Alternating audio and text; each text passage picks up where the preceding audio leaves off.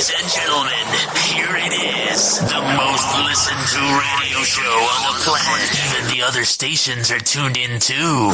You're listening to In the Spotlight with Jill Nicolini on Business Talk Radio, where we take your business to the next level.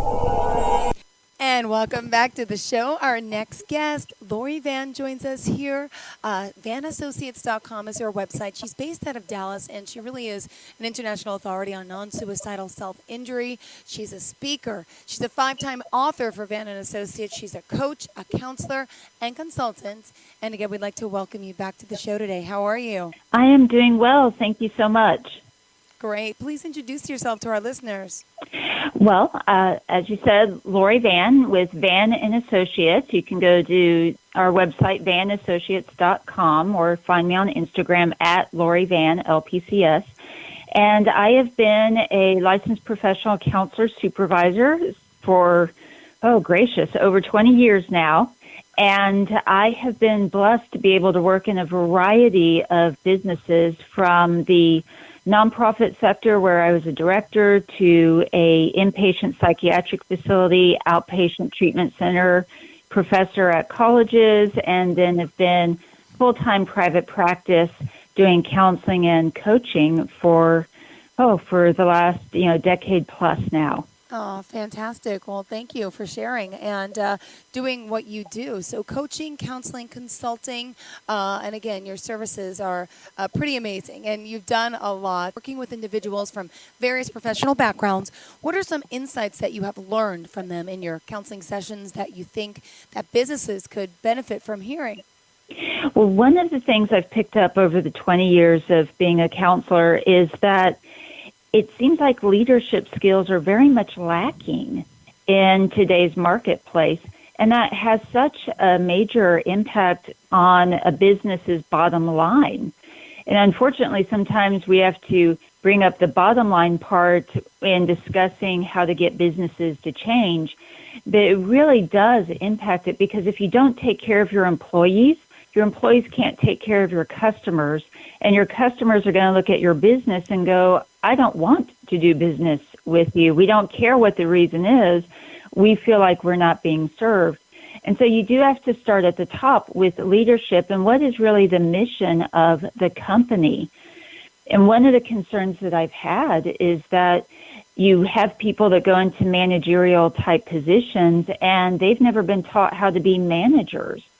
And some of that can be problem with accompanying some kind of onboarding process to really help people know what that role means to be a manager or a director.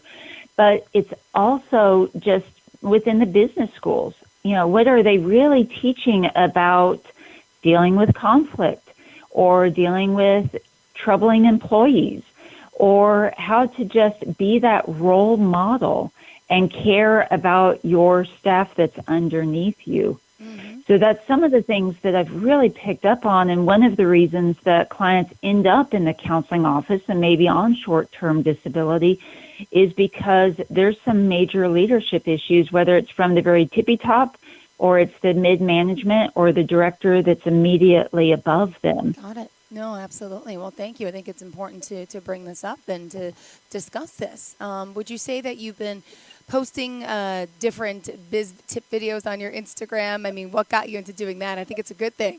Lori Van, LPC-S. Got to remind everyone, that's your Instagram handle, correct? And Lori Van is spelled LORIVANN, and that's LPC-S. Your YouTube accounts as well, so it's good to keep there on social media for sure. So how would you say a counselor translates into giving business tips? Well, it actually translates quite well, because I've been able to get the honest, raw perspectives from employees for those, as I said, 20 plus years. And I've seen clients from Fortune 500 companies to small businesses, to hospitals, to schools and colleges. I hear what's wrong and what's right with companies. So employees are going to be a lot more honest, a lot more raw with me in their assessments of what's going on in their company, what's making them stressed out, what's causing them to think about going on disability, and even what causes them to think about looking at other job options. And I'm going to get that, and I guarantee they're not being that honest and raw with human resources or their manager.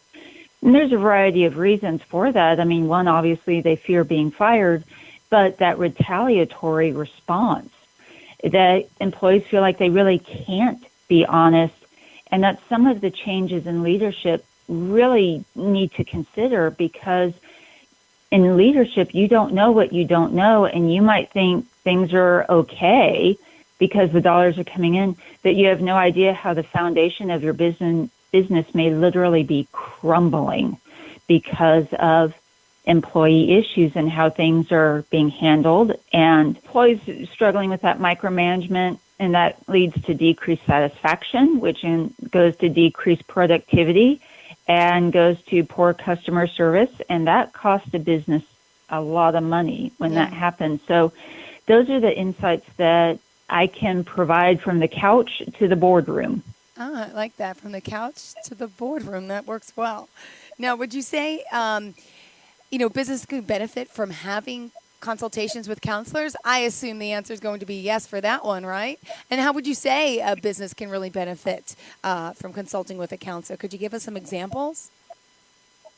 Yes. One, I mean, you're going to have a more unbiased, fresh eyes approach. A counselor, because that's how we're trained to be ethical, you have to have that unbiased, fresh eyes. It's not about emotions. It's just being able to see that big picture and the little picture, seeing how they are intertwined, see how they work together, and being able to then go to a business and say, this is what we're seeing in the interactions with your employees. These are the concerns that we're seeing pop up. And yes, you can have business advisors that do that, but I think having the mental health perspective, it takes it to a deeper level. It takes it to a different level, because we know for a lot of disability claims, they're more based on stress-related issues. It's more of a mental health issue that people go on to disability, or at least in a lot of the bigger companies that we see. Got it. Perfect. Yeah.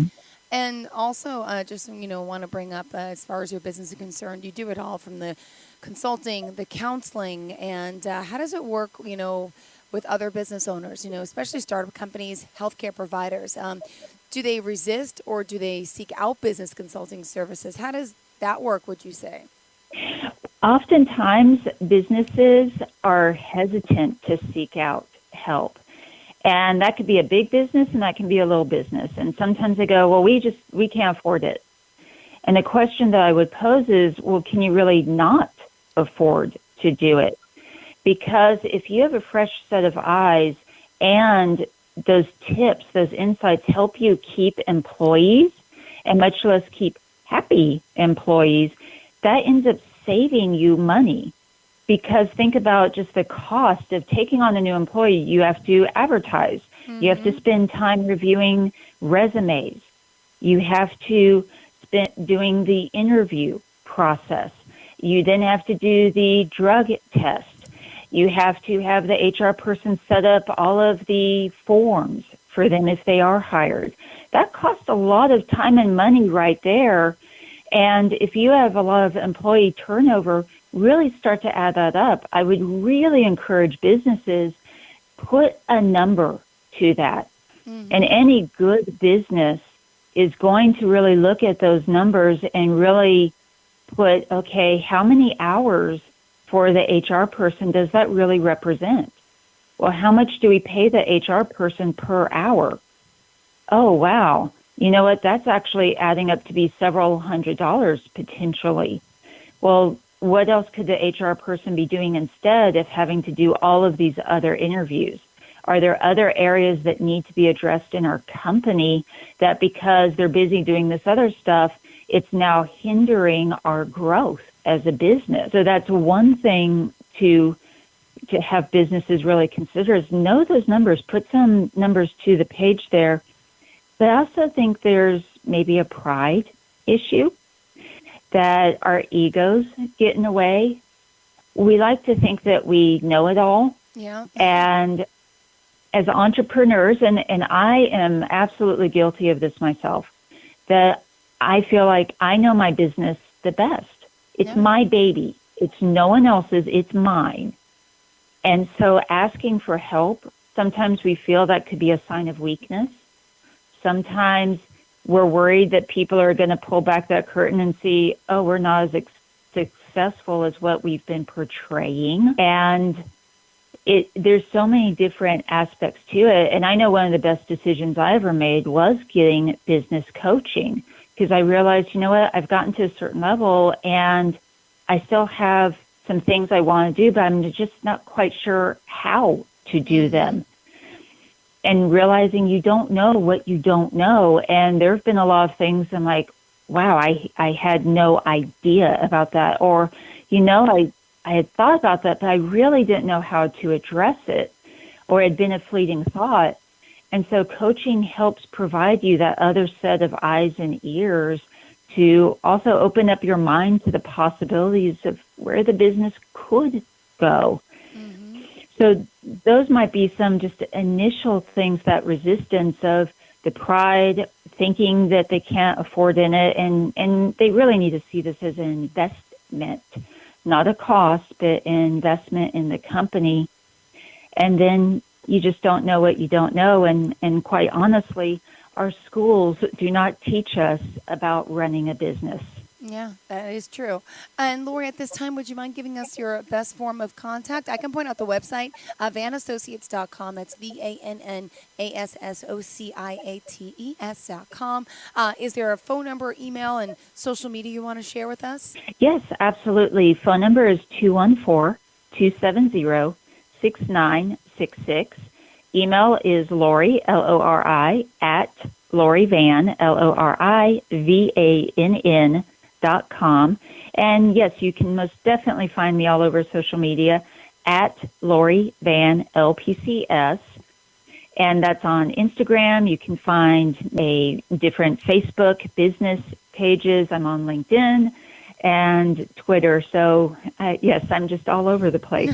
Wonderful. We'll stand by. We'll have more again here with Lori Vann from Vann & Associates right after the break. Welcome back to the show. Lori Vann, a licensed professional counselor and supervisor, also an international speaker, media guest for news outlets all around the world, and an author of numerous books, is here live on the line with us talking about her company, Vann & Associates. Again, they're coaches, counseling, do consulting, and so much more. Welcome back to the show. Well, thank you very much. Great. Did you want to continue the conversation? If you don't mind, I had some more questions for you. Oh, absolutely. Okay, good. When people hear the word coach, right, they might have several different types of reactions to it. So why do you think some may be skeptical of the word coach and why people call themselves a coach? Well, because to be honest, and this was my experience too, I would meet people that said, oh, I'm a life coach, or I'm this coach. And some of them were the flakiest people I had ever met. They had no training. They had no experience. Their experience was, well, it worked for me, and because it worked for me, then I'm going to assume it's going to work for everyone. That's not how it actually works. And so for a very long time, I was hesitant to even, get a coach, a business coach, because I had heard some horror stories there, but much less to dive into coaching myself. And then I got exposed to people that were more legitimate, you could say, and realized, no, there really is legitimacy to coaching, and it does offer very unique things that counseling does not, or by ethics, counseling can't do. So I think that there is sometimes that stigma because, truthfully, anyone can call themselves a coach. There's no license for it. You know, people will say, well, I went through such and such certification, and that's good. That's well and good. That's something. But I would encourage people to and really do their research, really ask those questions. But, yeah, I think we've probably all met people that we see as the flakes, or one of my business coaches, he calls them fugazis, that they're all show. You know, they're the ballers. They're showing off all their wealth, but there's no substance there. So let's talk about, if someone out there is thinking about and considering a coach for maybe their life or their business, what are some important questions that they should ask of someone that they may consider hiring? Well, there's several different questions that someone should ask someone because coaching obviously is an investment. And you wouldn't just go run out and buy the first car that you saw just because it looked cute, or at least hopefully you wouldn't do that. That you would want to do the research. You would want to find out more about that car. Well, likewise, for a coach, you're going to want to do your research too. Just don't go on, well, because my buddy's cousin's sister said that they liked them. Dive deeper. So one thing I would bring up is experience can trump education.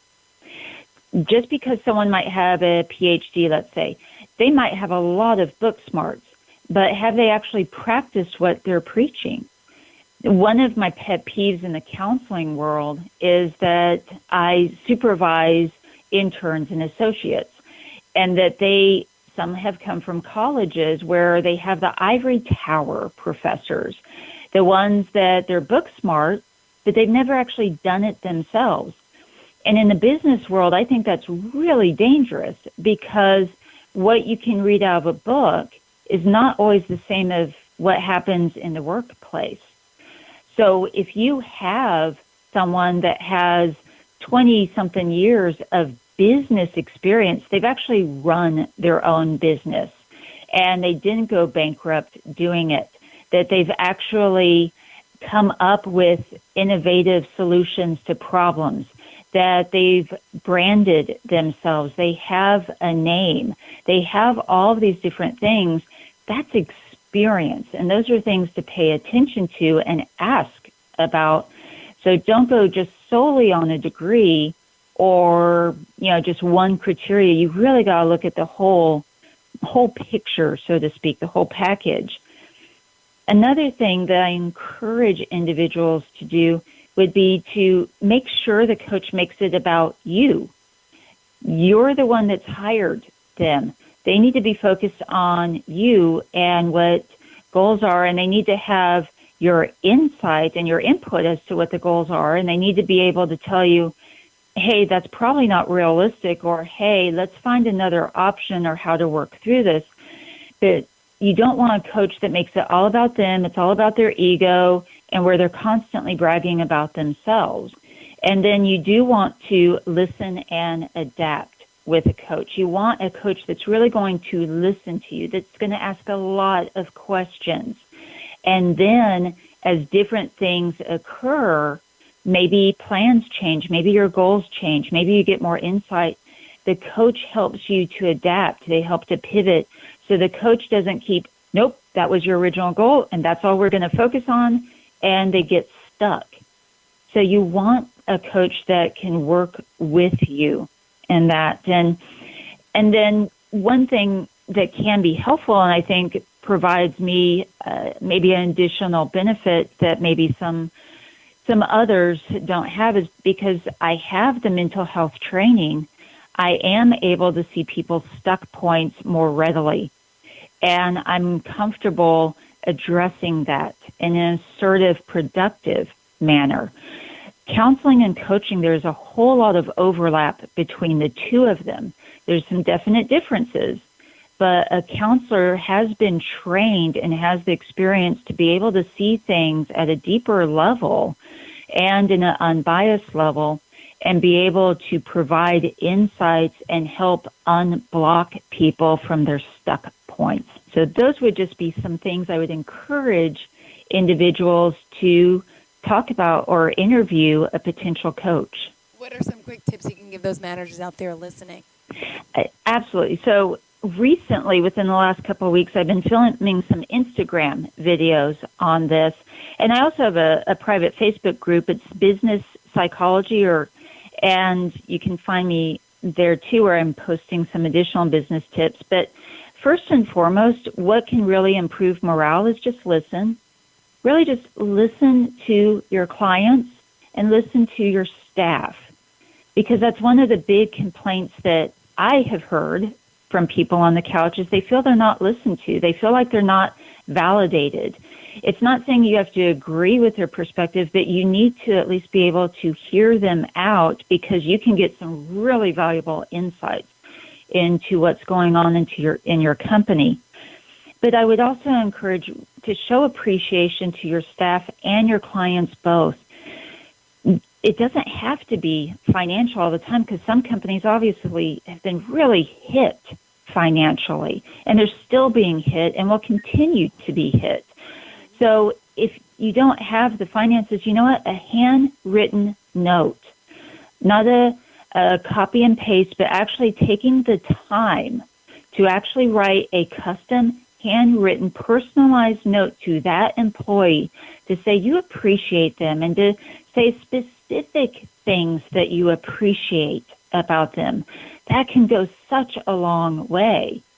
And the thing is that during this time, it's so much even more important to really keep building and nurturing those relationships with our staff, but also our customers, because, I mean, really, again, during this year, we've all gone through a major trauma with this pandemic. And while initially these things are great for improving your bottom line and keeping customers to show that you appreciate them, and the same thing with your staff, let's even go to that deeper level and remember it's not always about the money. It's about treating humans with dignity and respect. It's about giving back. It's about treating individuals as humans and showing that you're not just some sterile, cold business, but you're actually a business made of people that want to serve people. And I think when you lead with that mindset, it makes all the difference in employee relationships and also customer service. Great. Lori Van, at this time, give us your best form of contact so our listeners can reach out. Lori at lorivan.com is the email. You can also go to Van, V-A-N-N, and N as in Nancy, vanassociates.com. You can find me on social media at Lori Van, LPC-S. And you can also give me a call, 214-270-6966.